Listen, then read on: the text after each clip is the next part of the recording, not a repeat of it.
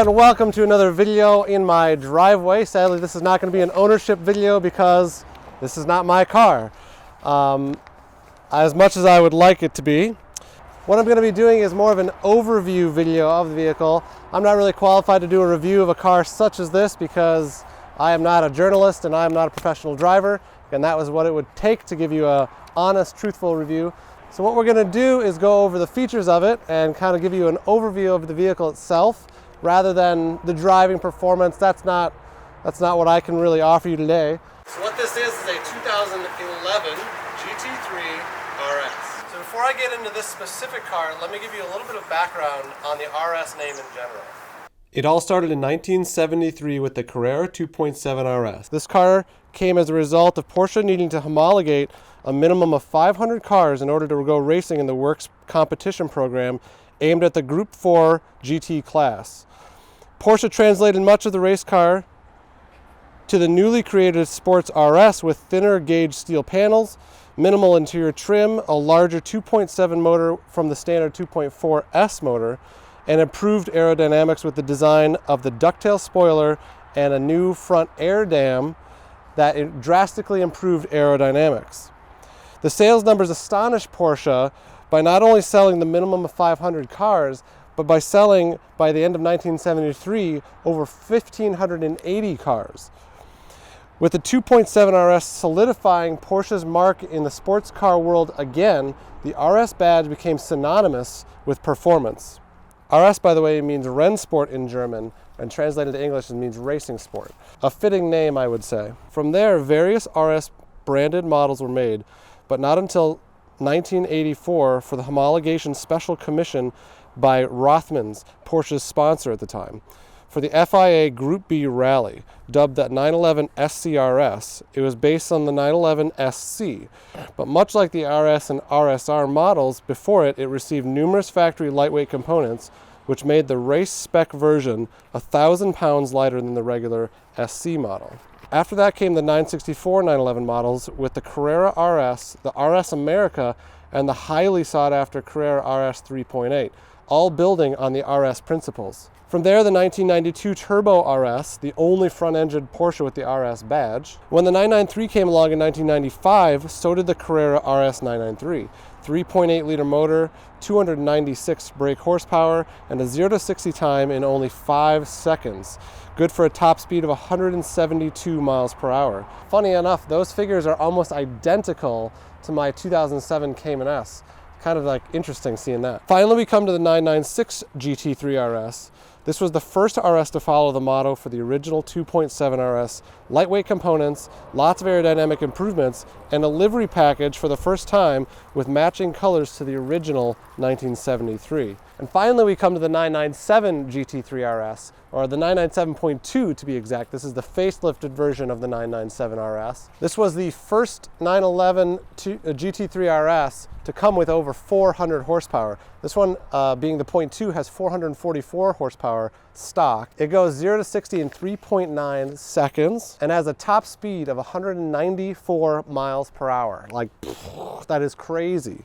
I remember reading about this car in Road and Track in 2010, just being astonished. I fell in love with the shape back then, and that was over 10 years ago. So now to have one sitting in the driveway for me to talk about is pretty awesome.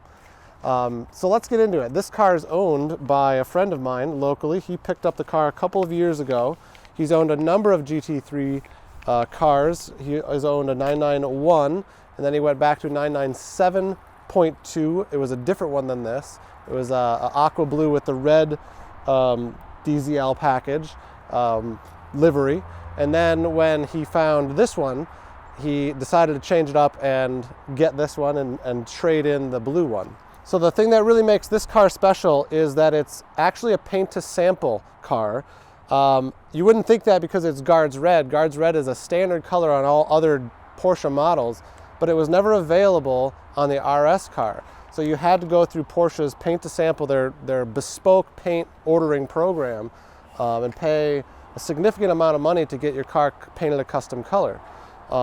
This car, being Guards Red, it wasn't a special, unique color, but it was special to this model. This car in America has only got 4 other known siblings in this color, which makes it extremely rare and extremely valuable to collectors and Porsche nuts. Anyone with a paint to sample car is sitting pretty good. Especially considering that this car retailed in 2011 for about $115,000 with no options, you know. But now the premium on these cars is over $200,000. So anyone with one of these is doing pretty good as far as value goes. And I think that's pretty special, especially for anyone that drives their car.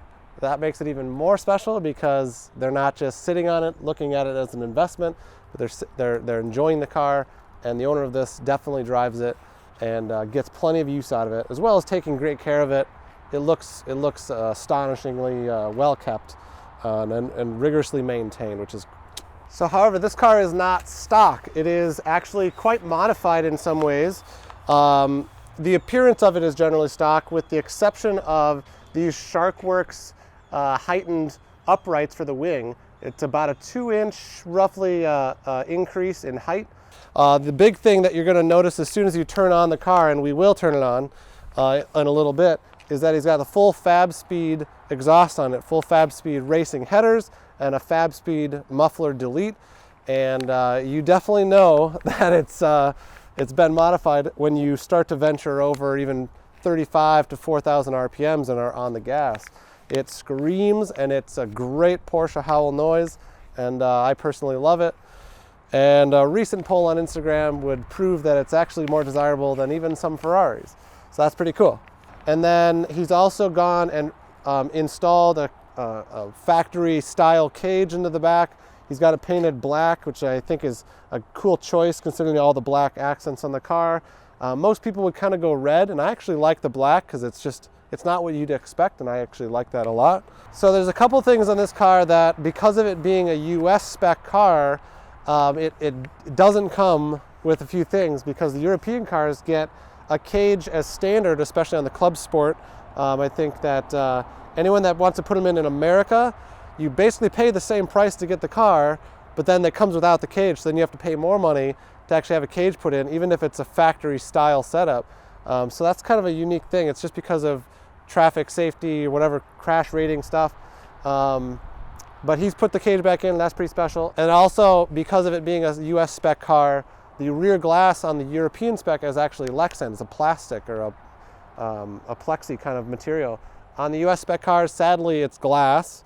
So there's a couple of lightweight features like that that are not standard on the US spec car. And he didn't switch that. Nobody does that in America because it's not worth the money to swap that back out. But the cage has been done, and a lot of just the performance things have been done, which are extremely beneficial.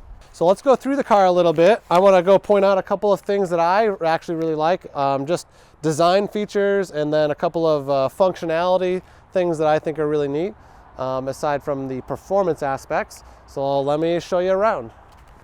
So the owner of this car has done some homework, and he decided that when he did the muffler or the exhaust upgrades on the car, he wanted a balance between drivability, usability around town, but also great sounds when he is on the gas and driving sporty. So what he did, like I said, is a Fab Speed Sport headers right at the motor, and then he left the factory side mufflers, but replaced it with the center Fab Speed muffler delete. So that big fat one that's right in the middle is gone, and then of course the Fab Speed tips give it a nice aggressive look and a nice aggressive sound. So like I said, on the back here, you've got the Sharkworks Baron uprights that are about 2 to 3 inches higher than the stock ones, giving it a little bit more visibility out the rear and obviously more aerodynamic properties. It's still adjustable, and it looks sweet. So like I said, back here, he's got the Porsche Motorsports factory rear toe adjustable arms, and he can dial that in exactly as needed, and he's done so with a real professional Porsche GT tuner guy that's supposedly just an ace at getting these things dialed in and giving it the just the right amount of road feel and steering and everything you're going to need. You can still track this car and be really aggressive, but it's not too much on the street where you're just eating up your rear tires. So inside the car, as you can see, there it comes standard with these racing bucket seats. He has added these Scroth racing harnesses that are obviously tied up to his brand new cage in the back, which is all black, powder coated and beautiful. I mean, like I said, I'm not going to give you a full driving review today because that's not what I'm qualified to do, being who I am. But I have driven, as you've seen in my other videos on my channel, I've driven 991 GT3s, 991.2 GT3s. I've driven other 997s, and I've driven obviously lots of other Porsches in between. And I can definitely say with confidence that this is my favorite Porsche to drive. Now, there are others that are faster. There are others that are louder. There are others that do a lot of other things. But this car, given the nature of it, is exactly the kind of thing that I would like to have in my garage. The reason being is it's just a perfect combination of speed and handling and looks and size. The 991s get pretty big. You start to lose those delicate sensations that come through your points of contact. This car is the last of the hydraulic steering Porsche GT models, and I adore this the steering feel of this car. It's so unique, and it's almost unexplainable until you drive it. And when you know. I mean, 991s, they're wonderful, don't get me wrong, but this is a worse car in a lot of ways, but I like that about it. I like that it's not as fast. I like that it's not quite as smooth and efficient and all these things, because those things come to me as sensations, and I love feeling as much sensation in a sports car as possible. That said, aesthetically though, it's still wonderful. It's still very, very Porsche. It's got all this Alcantara all over the place, which is great. It's got a little bit of carbon fiber center tunnel here. He's got the Porsche armrest script, which is pretty neat. Like I said, with the racing harness, you can be buckled in here for track days. Everything was lightweight when they made this car, and they wanted to make it so. They gave it, these cloth door handles. Everything was just stripped out. There's no rear seat, obviously. And yeah, I love this car. It's fantastic. And the reason it's so valuable right now is just because it does all those things that are so unique, and those sensations that you can't get really many other cars, even in the past decade, that's sort of phasing out. The idea of feeling the things that this car makes you feel. Cars today are so sterile. Cars today they do so much so easily for you that you forget that a car like this is for driving. And this car is just a great reminder that cars 10 years ago were, I think, some of my favorite sports cars, because they were more raw, and that's what I love. So back here is obviously the 3.8 liter Metzger flat 6 motor. In stock form, it produces 444 horsepower. And with a couple of things he's done to this car, with the exhaust and things, it might be something a little over that, but it's hard to know without being on a dyno, which we haven't done, but good boy.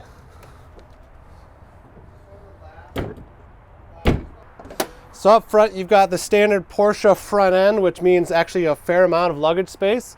With the cage in the back, you lose a little bit of that, but it doesn't matter on a car like this. So you've got the same frunk though that offers all the same functionality there.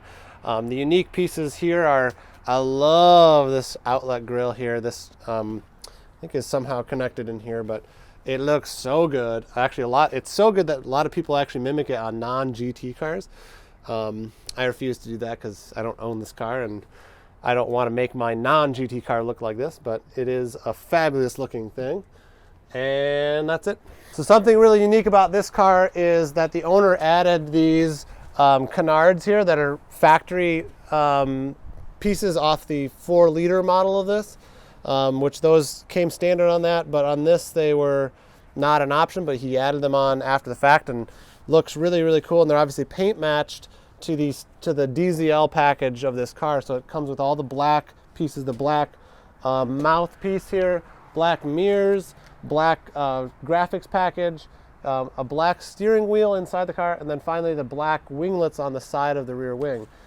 Give the car a really unique look. And the other option that most people would have checked on this car is a silver one, or silver graphics package. Would have come with silver wheels, silver graphics, silver front mouth, and the black is so unique. I like it. All right, another thing about this car that was a little bit unique from a lot of other RS models, a lot of people actually optioned the ceramic brake package, which are, close to $10,000 in extra upgrades. And that's really for people who are going to spend a lot of time on the track. But again, they get so expensive to replace that I would stick with the steels. They're almost every bit as powerful. And on this car being Guards Red paint to sample, having the yellow ceramic brake caliper would have clashed quite a bit. And I think he made the right choice by sticking with the steel brake calipers, or discs with the regular red brake calipers. And I even love this touch where the center cap has got the red RS logo.